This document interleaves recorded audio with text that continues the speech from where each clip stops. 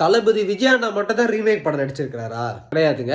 நம்ம ரஜினிகாந்த், கமலஹாசன், சூர்யா, தனுஷ், சிம்பு, ஏன் அஜித், இவங்க எல்லாருமே பார்த்துக்கிட்டிங்கன்னா ரீமேக் படம் நடிச்சிருக்கிறாங்க. சரிங்களா? அவங்களோட லிஸ்ட்டை நீங்கள் எடுத்து பார்த்தீங்கன்னா அவங்களோட படத்தில் இப்போ அவங்களுக்கு அவ்வளோ படம் இருக்குதா, அவங்க அவ்வளோ படம் லிஸ்ட்டில் வந்து ஒரு ஒரு ஒரு கொஞ்சம் படங்கள் வந்து கொஞ்சம் பாதி கூட கிடையாதுங்க. ஒரு ஒரு வச்சுக்கோங்களேன், ஒரு 10, 12 அந்த மாதிரி வந்து லிஸ்ட்டு, அந்த மாதிரி ஒரு லிஸ்ட்டு இருக்கும். அவங்களோட படத்தில் ரீமேக் படம் நடிச்சிருக்கிறாங்க. தளபதி விஜயோட நிறைய ரீமேக் படம் பண்ணியிருக்கிறாரு அப்படின்ற மாதிரி ஒரு பேச்சு ரொம்ப வந்துட்டே இருக்கும். தளபதி விஜய் அண்ணா மட்டும் ரீமேக் பண்ணலைங்க. நான் சொன்னேன் பார்த்தீங்களா, இவங்க எல்லாருமே ரீமேக் படம் நடிச்சிருக்கிறாங்க. சரிங்களா?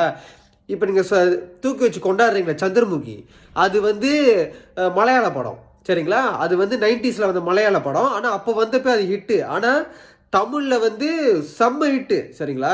நீங்கள் தமிழில் பார்த்துருக்கீங்க தானே, போய் மலையாளத்தில் பார்த்தீங்க வச்சுக்கோங்க படுத்து தூங்கிடுவீங்க. ஆனால் தமிழில் வேற லெவலில் இருக்கும். அதே போல் இப்போ கில்லி வந்து தமிழில் வந்து எவ்வளோ மாசாக இருக்குது, தெலுங்குல போய் பாருங்க. தெலுங்குல நிறைய சீன்ஸ் வந்து ஸ்லோவாக இருக்கும், படுத்து தூங்கிடுவீங்க, போர் அடிக்கும். வந்து தெலுங்கு தமிழ் எடுத்துக்கிட்டா தமிழில் தான் ஹிட் ரொம்ப ஜாஸ்தியாக இருந்துச்சு. ஏன்னா படம் தொடக்கத்தில் ஆரம்பித்த ஃபயர் அது கடைசி மட்டும் அப்படியே ஃபயராகவே இருக்கும் அந்த படம். அந்த மாதிரி நிறைய படங்கள். இப்போ கமலஹாசன் வந்து அவர்கள் நடித்த வந்து வசூல் ராஜா படம் இருக்கா, அது வந்து ரீமேக் படம் தான் வந்து. ஆனால் நீங்கள் கமலஹாசன் அவர்கள் நடிப்பு பார்த்தீங்க தானே, நீங்கள் ஒரிஜினலில் பார்த்தீங்கன்னா நீங்கள் வந்து உங்கள் கண்ணுக்கு வந்து கமலஹாசனோட நடிப்பு தான் பெஸ்ட்டாக தெரியும். இப்போ அஜித் சார் நடித்தார் விடாமுயற்சி, அது இங்கிலீஷ் படத்தோட ரீமேக்குங்க. அது அவர் ஒன்றும் படத்தில் நிறைய நடிச்சிருக்காரு. ஒரு உதாரணத்துக்கு அதை சொன்னேன்.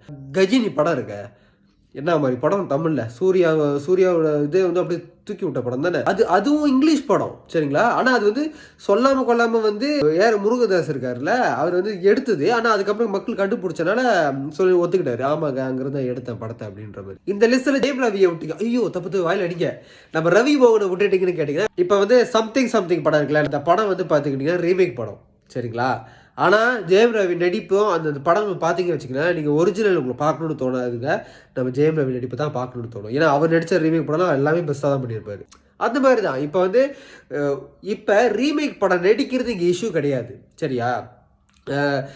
தளபதி விஜய் அண்ணாவாக இருக்கட்டும், ரஜினி, கமலஹாசன், தனுஷ், சிம்பு, அஜித், இவங்க எல்லாருமே வந்து இப்போ ரீமேக் படம் நடிக்கிறது வந்து இங்கே வந்து இஷ்யூ கிடையாது.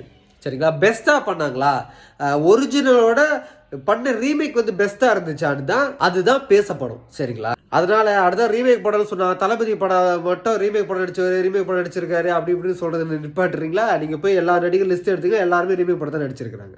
நான் உங்களுக்கு கிரேசி ஜி.